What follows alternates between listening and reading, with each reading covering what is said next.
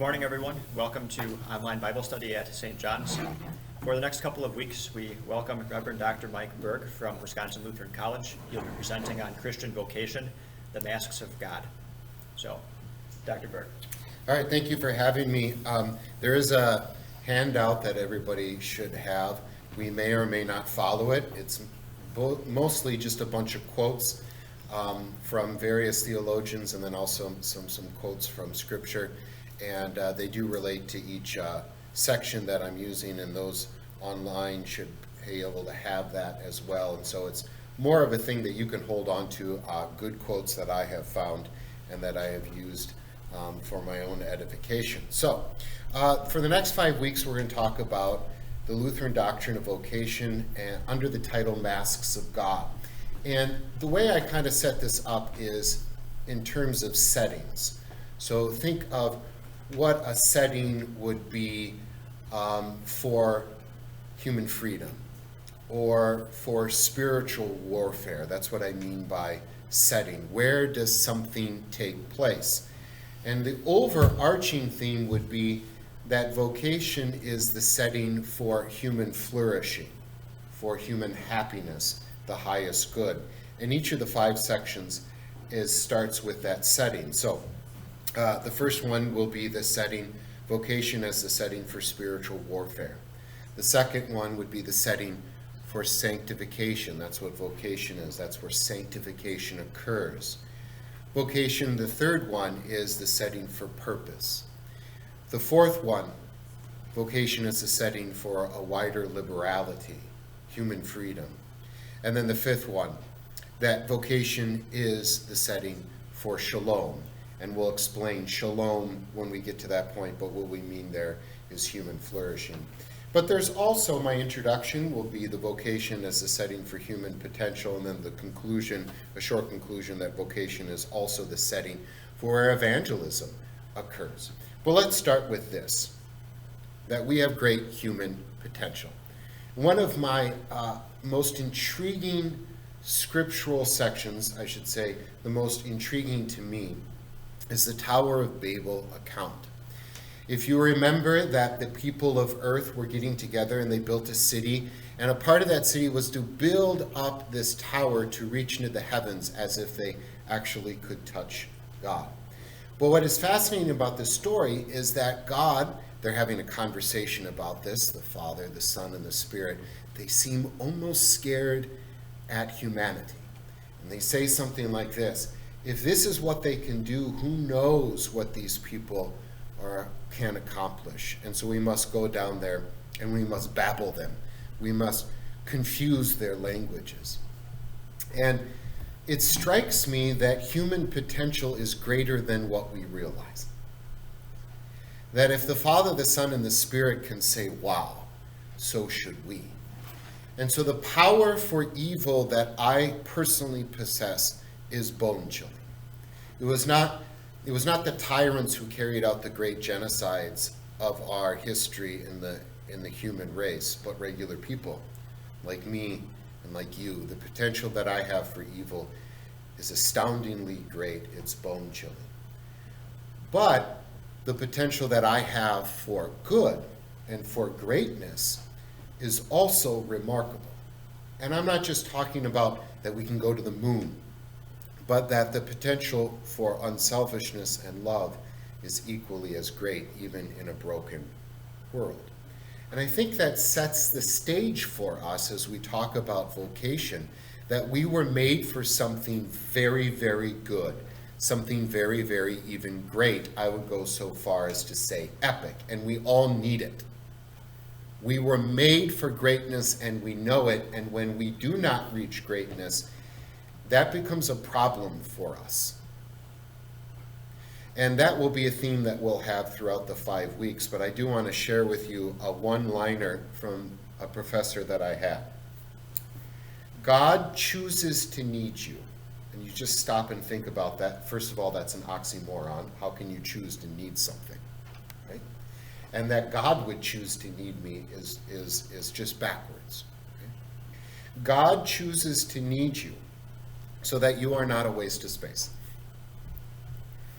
He knows that you are made for greatness, and that if he does not use you for something profound, then you will wither away.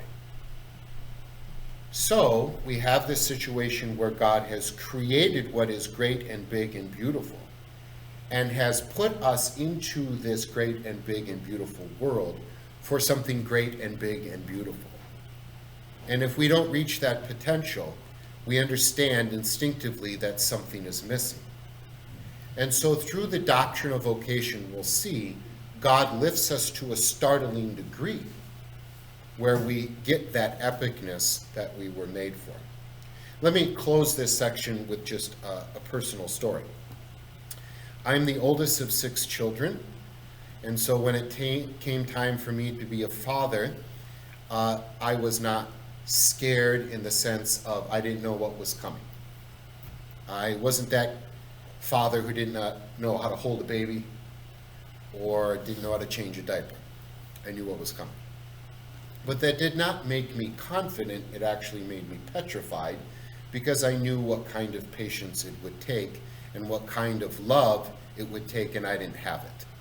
Or at least I didn't think I did. I knew what was coming, nothing surprised me, but I was still petrified. I didn't think I had the love that would be required. But then I held that baby girl in my arms for the very first time, and my ceiling of potential that I thought I had was shattered. When it came time to have our second daughter, I literally thought this. I never shared this with my wife because it would have made me look terrible. But I literally thought that I would not love my second child, and I would ruin this child so that I would have to go through a whole life of faking that I loved him. And the reason I thought that I could not love my second child was that there was no way that I could take love from my first child. That's not how it works, right? You can't break up this pie, right? I can't not love this first child, this 2-year-old with blonde pigtails talking like she was already 10. I couldn't take love away from her. And I was at my limit once again. But then I held that second child in my arms, and my second glass ceiling was shattered, and I had greater potential than I thought. When our third daughter came along, I cognitively knew what would happen, that my third glass ceiling would be shattered, and I could have a dozen children, and I would have enough love. Not enough patience or money, but I would have enough love. Now, I just want them to shut up and leave me alone. The point is that even though I am a finite creature, my potential from this point of view is infinite. It's not infinite, I understand that, but I can't see the ceiling. And why is that? Because I was created in the image of God. I've lost that perfect image, that original righteousness, but I am still made for something so great and epic that there is no way that I can see the ceiling of my potential. Now, this is not a Hallmark card that you would give to a graduate at this time of year, because our seeming potential, what we think about potential, is often contrary to what God sees as great and epic and wonderful. Don't ever forget David. Remember when Samuel was sent to Bethlehem, to the house of Jesse, to pick the next king of Israel. He went through the Kennedy boys. I mean, the ones who had the Kennedy leader look, right? And tall and handsome. And you would say, I'd follow that guy into battle. And one by one, God said, no, no, no, no, no. To the point where there was no more boys left. And Samuel said to Jesse, is there any other children that you have? Any other sons? Well, yeah, the runt of the litter, he's out tending the sheep because someone has to. And if you remember that one line, that God does not look at what man looks at, right? So when I look at my potential and I look at my life and I look at my importance and my value, I cannot look at what man looks at. even my own mind, but what God looks at. So this is the setting, I think, for the doctrine of vocation. So number one, if you are following along on the handout, vocation is the setting for spiritual warfare. We'll get to that in a little bit, but let's set the stage with vocation. Vocation simply means calling. It's the word voice is related to vocation. And vocation, or a calling, assumes a caller, God, but also someone who is called, and that would be the Christian. In this way of thinking, we also would always include a neighbor. So there is somebody who is calling God, somebody who is called the Christian, and called to a neighbor relationship, so there's always a neighbor involved. Now, this seems very obvious, but this is actually something that's very hard for us to figure out. Because in our world, especially in America, we are curved inward, and we think about our career, and we think about our dreams and our self-esteem, and we're very curved inward, and our neighbors are just kind of out there, and that's problematic, and we'll get to that in a later session. So there is a caller, there is someone called, and there is a neighbor relationship, so there is going to be a neighbor. Now, before we go any further, we have to understand that there are two kinds of calling. The one is the call to faith, and the other one is called to a specific vocation. Those have to be separated. If we mix them up, we mix up law and gospel. When I'm called, that's a gospel thing.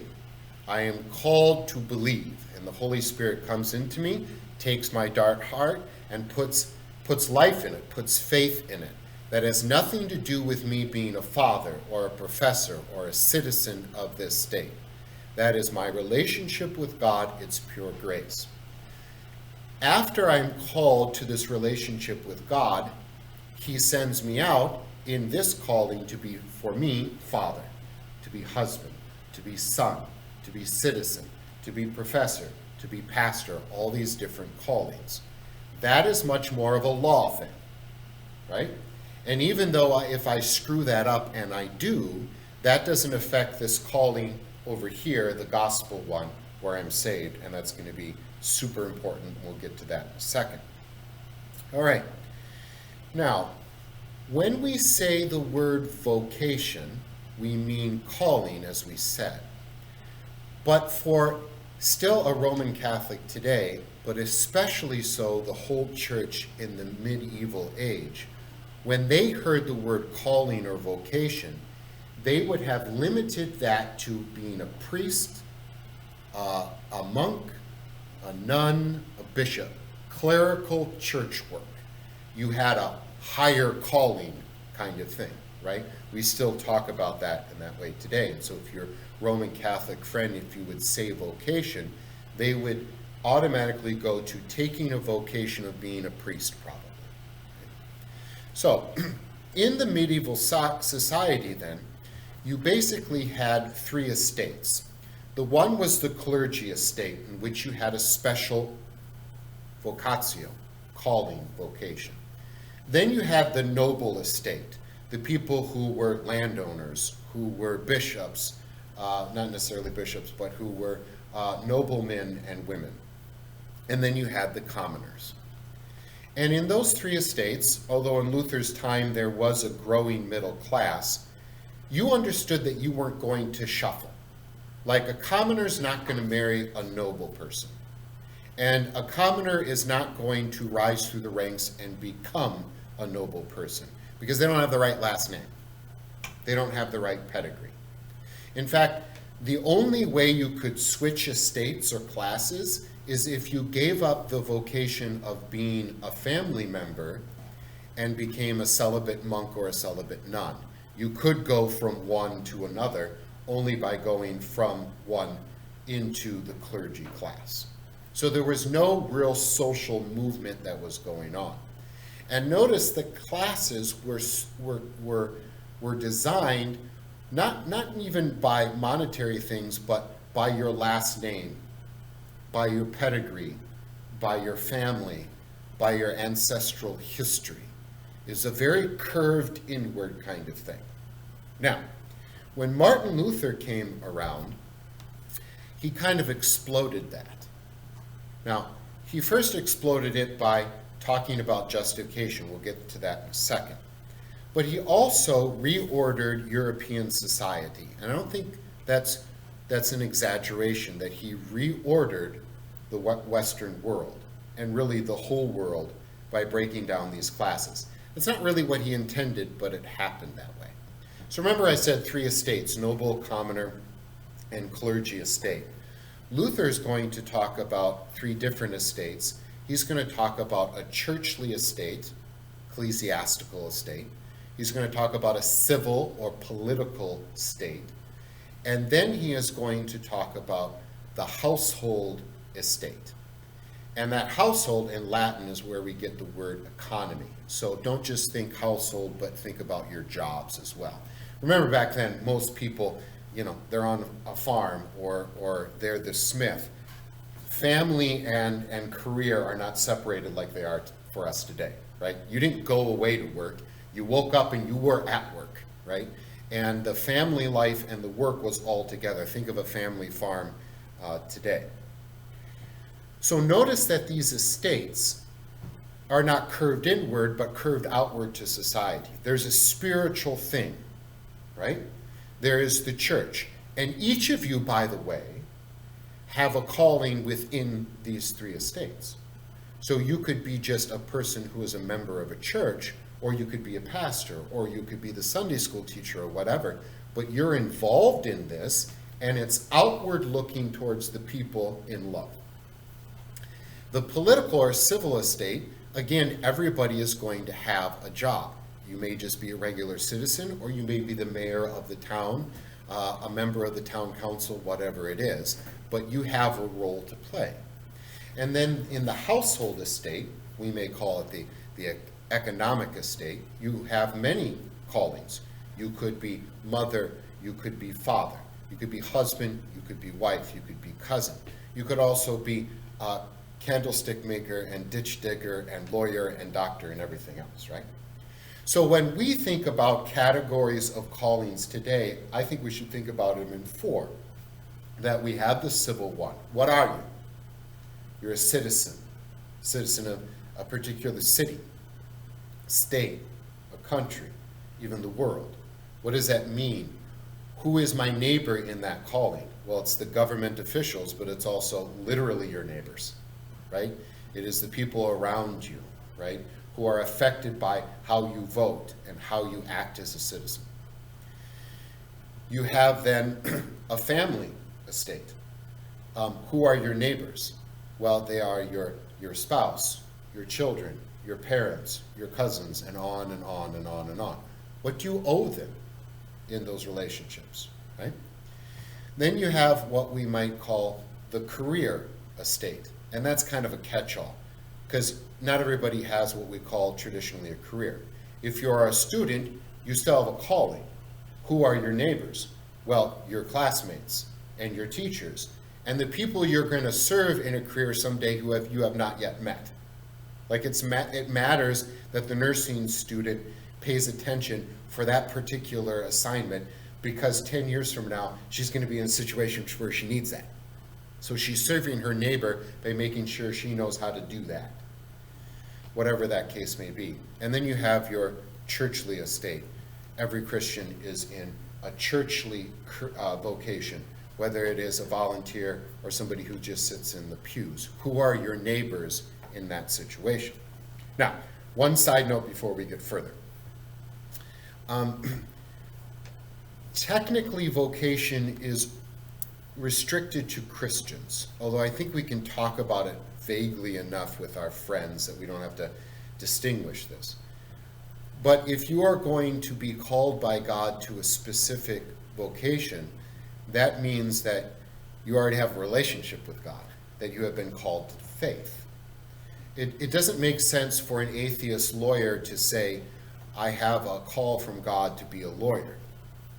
He wouldn't think that way, correct? Right. So what we do here is we distinguish between station and vocation. Everybody has a station in life. And when we think of the word station, think about its root, where you stand. Where do I stand in relationship to other people? So if I am a police officer, my station is I stand here in relationship to this neighborhood to protect it, right? This is where I stand. And I stand before my neighbors, the people of this neighborhood.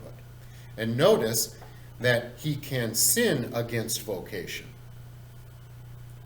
And if he sins against vocation, he always sins against a neighbor, right? So whether the police officer is a Christian or not, he has a station where he stands. And God gives everybody these stations. It's his part of ordering the world. And whatever station it is, it's important and a part of a greater economy of God's love. Now, that does not mean that whatever we do is holy. In fact, not every job is holy. So we would call these false stations. So if someone says, listen, I'm a loan shark and I'm doing the best I can, this is my station or my calling in life, we would say that's a fake station. That's not a station at all. It is outside of God's order. Right? So if something's illegal, then it's outside of God's order and does not have the privilege of being a station, and certainly not a calling from God. So everybody has a station, and God uses those people to carry out his work in the world. But for the Christian, it is a calling. It is a calling. Now, a side note before I get any further, we'll come back to this, is that people who are not Christian but have stations will often feel like they have a calling and they can't quite put their finger on it. Like this was, how many times do you hear people say, this was my calling? I was made for this, whether they are Christian or religious or not. Because a station was ultimately designed to be a calling, and we'll come back to that more. Okay, let's think about justification here for a second. We can't get very far without talking about justification. Now, when I use the word justification, I'll use it, first of all, in the way we use it in everyday speech, right? So the example I use is this, when I teach this at college. So let's say I come home from work today pulling a $50,000 speedboat behind my vehicle. And I pull up to my house, and my wife comes out and says, what in the world did you do? Right? Now, at that moment, I need to justify that purchase. I need to justify my actions. I need to justify, ultimately, myself. Now, there's probably no way I can do it even if I won the lottery and had enough money for it. I probably still shouldn't have bought that $50,000 speedboat, right? But I'll sure try to justify myself. And I'll come up with all these excuses. And I'll try to reason with myself and with my family. This really was a good idea, right? We've all done that, even if it's not a $50,000 speedboat, right? So the normal way we use the word justification is we try to make ourselves look right. In fact, just about every other language, the word justification and righteousness is the same word. It's the same thing. Justice is being right. It's being righteous. So, here's the situation with us. We were made for righteousness. We were made for justice. Everybody clamors for justice. Even if they are somebody who is fighting against justice, they're really just fighting for their own version of justice, as warped as it may be. So when I try to justify myself, I am trying to make myself right. I'm trying to make myself righteous. And I would suggest that this is the driving force of every one of your actions, whether you admit it or not.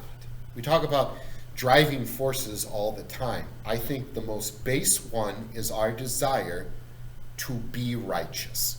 And it's true of everybody, whether they're religious or not. I'll give you a few examples. I'm driving down the road. It's a Tuesday morning. I'm trying to get to work. Somebody is driving slow in my fast lane. And I say to myself, must be nice to have a leisurely Sunday drive, but it's Tuesday morning and I have places to be, get out of my way. Now, what am I doing in this inner monologue? I am trying to make myself look valuable. I'm important. Don't you know how important I am? I'm saying to the person that I will never ever meet.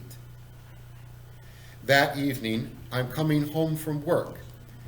I am in the right lane and somebody's tailgating me and then finally tries to go around me. And I say to myself, slow down, buddy. We all have places to be. You're not as important as I am. Don't you know I'm just as important as you? I'm trying to make myself look valuable, just, and right. Even when it's just me and myself and I in the car, I'm still trying to make myself right. It's why you mentally keep a record of how many times you did the chores at home. I know you do, compared to your family.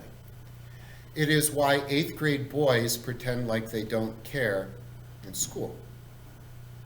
They don't know it, but I know it because I was an 8th grade boy once. This is what they're trying to do. They have made a calculation unknowingly that if they try at pre-algebra, they are going to risk failure and looking stupid. So there's a better option here, and that is to pretend like they don't care.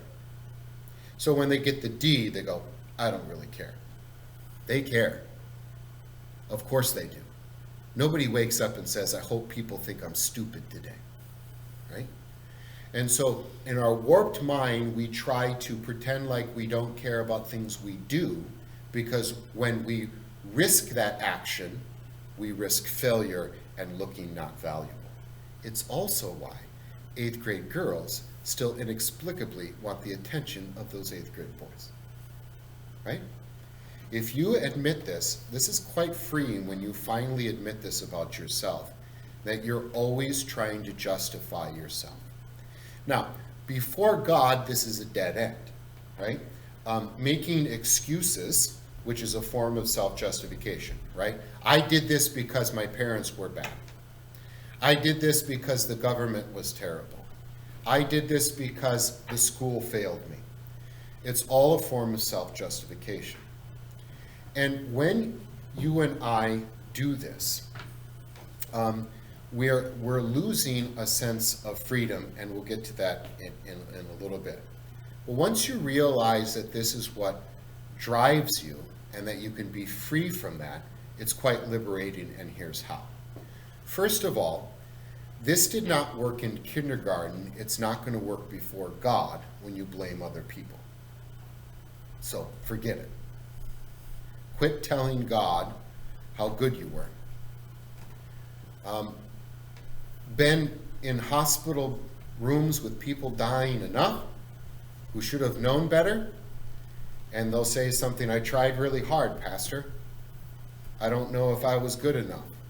And they still bring up their failures of how they didn't bring up their sons and daughters like they should. People who have been in a church every Sunday who should have known better, that they were saved by grace alone, are still trying to justify themselves. All the way to the end. All the way to the end. It's a freedom to know that your relationship with God is already taken care of, and you don't have to justify yourself before God. And when you don't have to justify yourself before God, you less and less try to justify yourself before man. And you're going to find yourself into a sense of freedom in vocation, we'll talk about this later on, where you can actually then love neighbor and get lost in this vocation of yours, whatever it may be. So, think about Martin Luther, right? Vocation was always around, but he is the one who kind of made it what it is today for us in the church.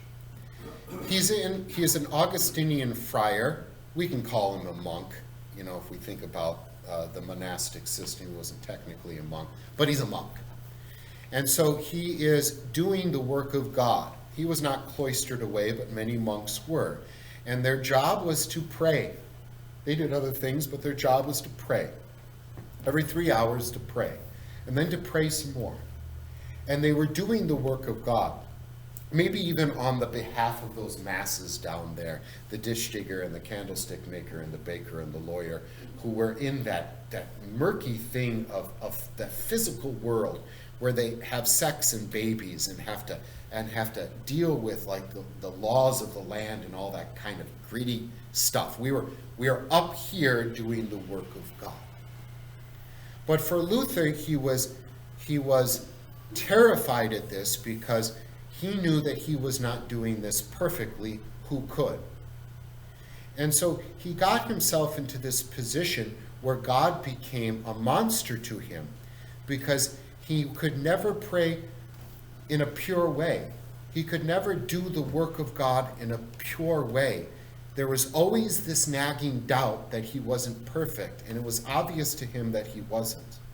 And so notice that his whole ethical orientation was vertical. It was between him and God. And so he was looking up at God, and he was terrified, and he was looking into himself and trying to find something good that he could offer to God, but he couldn't find anything inside himself. And so he would fall into despair and maybe even anger at God, and he would try and try and try. But it was a vertical relationship. Now, once he realized that he was not just, right, righteous, justified, that's all the same concept. Once he realized he was not righteous by his own account, but was righteous because Jesus was righteous, then the vertical relationship between him and God was taken care of, and he didn't have to worry about it anymore, right? So this is St. Paul, and the passage, I think I have a passage from St. Paul somewhere about the two kinds of righteousness. Here are the two kinds of righteousness. The first righteousness is a righteousness by law. You are right, you are justified because you followed laws. This is how normally the world works. And when we break the law, then we try to justify ourselves by making excuses or getting a good lawyer, right? The second kind of righteousness is a righteousness by faith. Jesus was righteous in my place, and it is on my account. So God looks at me and sees Jesus' perfect righteousness and none of the crap that I pulled.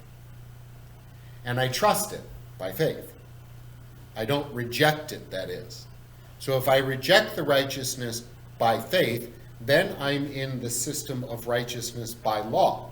I'm saying, God, judge me for my actions. That is not a good look for me. Right? That's not going to work for me. It didn't work in kindergarten. It's not going to work before God. Right? So I want to be in the system of righteousness by faith. Now, how does this relate to vocation? Vocation. Well, for Luther, whose whole life, his every bit of energy was geared in this vertical ethical relationship to pleasing God, when he realized not only can't he please God, but he doesn't have to, well, what's a monk to do with all his time and energy? I mean, literally, what's a monk to do with all this time and energy? Now, Luther was different because he wasn't your typical cloistered away monk. He was teaching and that stuff. And we're being too hard on the monastic system. They did a lot of great work and still do today. But still, what's a nun to do when she's not supposed to look up anymore trying to please God, or look inside of herself trying to become holy? Well, notice now the vertical relationship becomes horizontal. So there's an ethical reorientation from pleasing God to loving neighbor. Now it's horizontal. Now literally my time and my energy is for the people around me, and I don't have to worry about pleasing God. I would go so far as to say that we're still worked up in this thing because we talk about the glory of God all the time. Okay? Do everything to the glory of God. It's a very biblical thing, it's a beautiful thing, and it's a wonderful thing. But may I suggest that to do all things to the glory of God is shorthand for this. To work for the glory of God is shorthand for this. To be so secure in the love of God that you know you don't have to please him, that you love your neighbor without any thought of that it's right or that you're working for the glory of God, and that is to his glory. Think about it as a parent. So your children start to go into the school life, first, second grade, right? And you're worried about them going into this life, and they have first time they have friends over from this new school in first grade or whatever, and your child and the new friend go out in the backyard and they get along famously, and you can see it from the kitchen window, and your little rugrat, right, who still has trouble going to bed, all of a sudden, outside of mom's and dad's periphery, right, is acting like a normal human being. And you're just so happy, right? And you feel pride, and you feel like maybe you weren't a complete failure as a parent, and you're, this is your glory. That your children are out there and they're doing good. That they made it, that they're kind, that they're gentle. Now, what if little Junior breaks up the little play date and comes in to mom and dad and says, did I do good? Was I nice enough to, for your glory and to live up to the family name? That would mean you're a terrible parent, that you're a tyrant, and that your child was not doing this out of love for the neighbor, for the friend, but was still in the vertical relationship between the father, right, and the person, the Christian, and was only doing it to please the authority figure, to earn the love. It's a righteousness by law, following laws. So to work for the glory of God is to be so secure in the love of God that you are free from even thinking about the glory of God, and that is to his glory, just as it is for you, parents. Right? So notice freedom here, notice purpose here, notice love here, notice a righteousness by faith rather than a righteousness by law. Now, here's the problem, is that we are still sinners, and that's the final point here. I've entitled it the simul. The simul is what we call the fact that we are simultaneously sinners and saints all at the same time. So I'm 100% sinner and I'm 100% saint, and the math doesn't work out, but it sure explains my life. That I am a slave to sin, and slaves don't have their own mind and their own will. And that means that I will continue to sin. Even if I do not want to, I will do it. But on the other hand, I'm a slave to righteousness, and righteous people just do righteous things. They don't have any other option but to do righteous things. So I'm a saint who does nothing but righteous things. So there are moments when I am a saint, and there are moments when I am a sinner, but in reality I'm both at the same time, and it's all mixed and it's kind of ugly. And the math doesn't work out, but it sure explains your life as well. So this gets to our main point, which is spiritual battle. So my spiritual battle is between the old and the new. And the old sinful nature cannot help but sin. The new creation cannot help but do righteous things, and they fight. And there, by the way, is no reforming the old man. You're not on your way to making him better, because he can't get better. So the only thing you can do is kill him. And so the language of the New Testament is dead and alive. The language is drown the old Adam in the waters of baptism, and then a new person emerges to live a new day. So this happens every time I confess my sins. It happens every time I'm repentant. It's every time I go to church and hear the law, and then the gospel makes me alive. But where this spiritual battle really rubs is in vocation. And so vocation is the setting for this spiritual battle against the free man, the righteous man, and the one who is a slave who is dead to sin.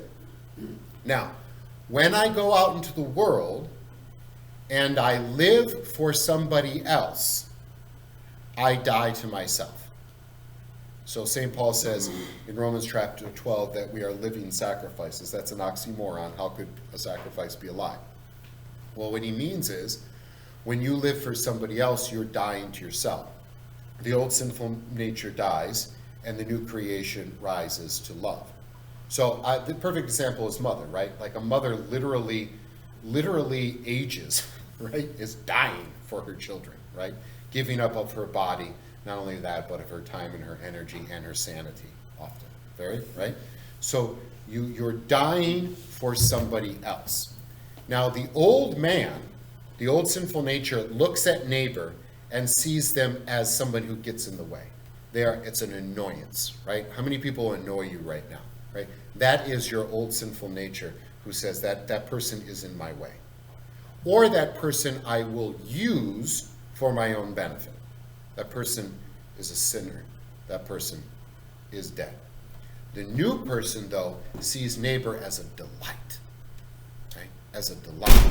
And by the way, you see this in the same people, right? Especially children. There are times when your child is quite an annoyance, and then maybe in the same day, quite a delight.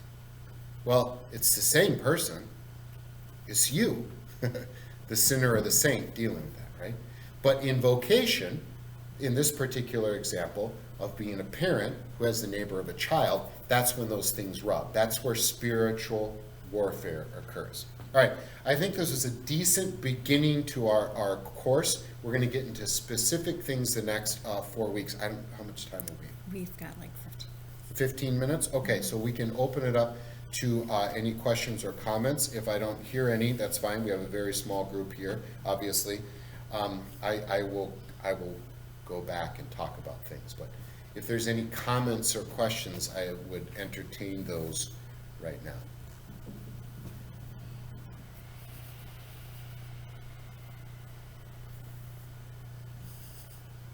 That's all right. I'll keep going, and then you raise your hand if you want to interrupt. Let's go back to page 1 under calling. Sometimes when I do this, I get people say, well, you're just speaking about Martin Luther stuff. Where in the Bible is this? And I go, well, here, there, and everywhere. It's one of those doctrines that is everywhere. Once you start thinking about it, you see it everywhere. I don't want to get too ahead of myself, but let me just give you a couple before I get to letter A there. Remember when David became king of Israel and he had that affair with Bathsheba, right? Remember that story? And I bet you your pastor in catechism class or a teacher in Sunday school said something like this, that sin snowballs. And so when you get that first little sin, it can turn into a bigger sin, into a bigger sin. So the story of David and Bathsheba, of course, he wants this woman and then he takes her as his own. Today we would probably use the word rape, right? We don't know how willing she was, but there was a power differential there. I don't think she was allowed to say no to the king, right? And then it turns into try to a cover-up. And then eventually David murders her husband Uriah, right? And so sin snowballs. And so the message is, watch yourself in the small sins. And I agree with that. But the first sin in David's beginning of this disastrous story was not lust. The first sin was not looking at Bathsheba and wanting what he was not supposed to have. By the way, he treats her like an object at first, right? Does anybody remember that story? There's the first verse where we are told, for no explicit reason, right? He says, in springtime, when kings go out to war, David sent Joab. Joab went out and besieged Rabbah, and David remained in Jerusalem. I don't need to know that, but those are haunting words. David remained in Jerusalem. In springtime, after the spring harvest, it seems, that's when you had a show of force.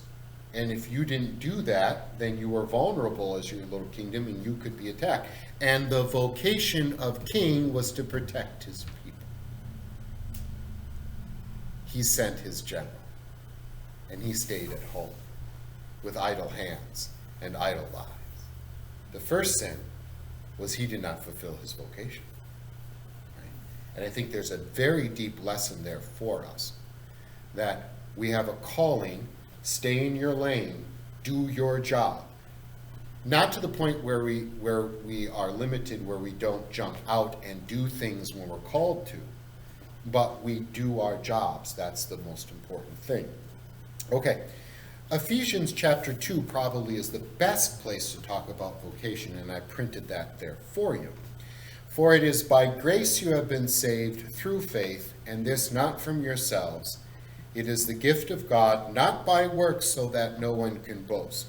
For we are God's workmanship, created in Christ Jesus to do good works, which God prepared in advance for us to do. Many of us had to memorize that, and at first glance we say this is about being saved by grace alone, and you're absolutely right. And it's one of those beautiful passages where St. Paul piles on the grace words, right, so that you cannot think that your works play any role here. Through faith, not of yourselves, gift of God, not by works, so that no one can boast. Like he's just yelling at us, point after point after point. You idiots, it's not you. But that second part of the passage is just as important, that we are God's workmanship, and the word there is kind of like maybe even a clay potter forming us, right? It's somebody in a workshop working with his hands, trying to form something. Created in Christ Jesus to do good works that were created in advance. So here is vocation, right? There was a good work, which always assumes a good work assumes a neighbor, and I formed you for this thing over here 10 years from now. Right? So I tell my students, like, listen, God understands that there is going to be somebody in a hospital bed that needs you at that particular moment. Do you understand in 20 years that your whole life was for that thing and many other things? Don't you understand that you were made for somebody in a very literal way to be married to that person? Like this really was created in advance for you. And I, God, am going to use you for this, right? So it's at once very exhilarating, right, to think about that, how important I am. God chooses to need you so that you're not a waste of space, right? But at the same time, it's very humbling, because it's not about you, it's about somebody else. And so vocation is lifting up to a startling degree, but also a very humbling thing. And I think the closest thing we can think about in our contemporary scene is maybe a Marine in dress blues, right? So you see, you're at a dinner, and there is a Marine in his dress blues that has been invited to this very fancy dinner that you've been invited to. And you have an occasion to bump into him or her, and you say, and the best you can come up with is thank you for your service, which is so lame, right? You know? And if that Marine is having a good day, he or she will say something like, it wasn't about me. It was a privilege to be a part of something bigger. That something bigger being the cause of freedom and around the world and protection for our citizens. I think this is vocation in a nutshell. That whatever vocation you are in, that you realize that this was about something bigger than you. God's economy of love. God wants people to be fed so they don't starve to death. And so he says, farmer, truck driver, FDA inspector, grocer, person who serves the meal, cleans up after me, all those things. I use you to keep people alive. And you thank that person for their service, and they should say, it was a privilege. It was only a privilege to be a part of something bigger. Right? So I think this probably changes marriage too, that God wants my wife to be loved and adored and protected and all those things, and he happened to choose me to do it. Right? So this is really about God's love for my wife, and I'm privileged to be a part of the equation. And vice versa. God wants me to be protected and adored and loved and encouraged and all the rest, and he chose my wife to do it. So I'm lifted then to something higher than myself. And that is a divine action that occur in every vocation, including some of the most simple ones to day-to-day life. All right. Is that good enough? Any questions or comments? Is that enough online content? We're good? Yes, thank you. All right, thank you.